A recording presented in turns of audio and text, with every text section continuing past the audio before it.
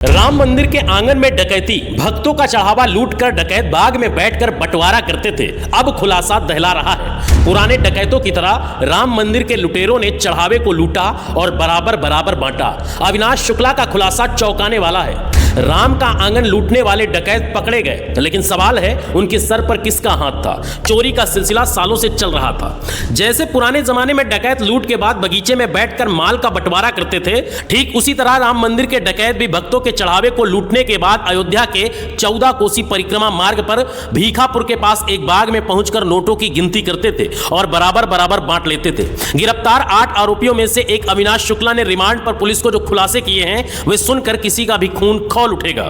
चोरी छुपाने के लिए इन लुटेरों ने सीसीटीवी फुटेज में बार बार छेड़ की, कंट्रोल रूम में घुसकर फुटेज डिलीट किए और कई बार इसमें सफल भी हुए। अविनाश शुक्ला ने बताया कि सभी आरोपी मिलकर हर बार लाखों रुपए पार करते थे। 1 साल पहले नौकरी ज्वाइन करने वाला अविनाश शुक्ला भी देखकर शामिल हो गया कि सब लूट रहे हैं तो वो क्यों छूटे। लूटी गई रकम बराबर बराबर बांटी जाती थी। टिन्नू और सुभाष की मिली भगत थी। टिन्नू कहता था फुटेज डिलीट कर देंगे, किसी का कुछ नहीं बिगड़ेगा। गिनती के समय गिनती इंचार्ज खुद कंट्रोल रूम की निगरानी करता ताकि कोई ना आए। रुपए पार करते समय आरोपी एक दूसरे को घेर कर खड़े हो जाते ताकि कैमरे में पूरी तरह न आए। राम मंदिर के लुटेरे पूरी योजना बनाकर काम करते थे, कैसे पार करें, कैसे छुपाएं, कैसे बांटे। हर रोज औसतन 8 लाख रुपए की चोरी होती थी। 10 दान काउंटरों से सुबह 7 से रात 9 तक चढ़ावा आता था। फरवरी में ही पता चल गया था, लेकिन कार्रवाई की बजाय सुभाष बोले प्रभु देख रहे हैं। न्यूनतम आंकड़ों में भी महीने में 2.5 करोड़, साल में 30 करोड़। प्राण प्रतिष्ठा के बाद 5 साल में कितनी भारी लूट हुई होगी, अंदाजा लगाइए। प्राण प्रतिष्ठा, सजावट, फूल, पूजा सामग्री हटाने और राम यंत्र स्थापना में भी करोड़ों का बंदरबांट हुआ है।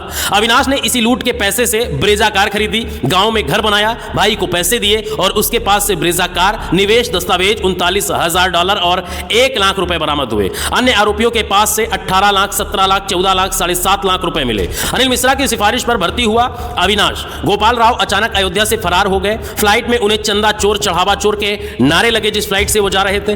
ट्रस्ट की बैठक में चंपत राय और अनिल मिश्रा के इस्तीफे पर फैसला होना है, लेकिन सवाल यह है कि राम मंदिर ट्रस्ट की विश्वसनीयता कहां गई।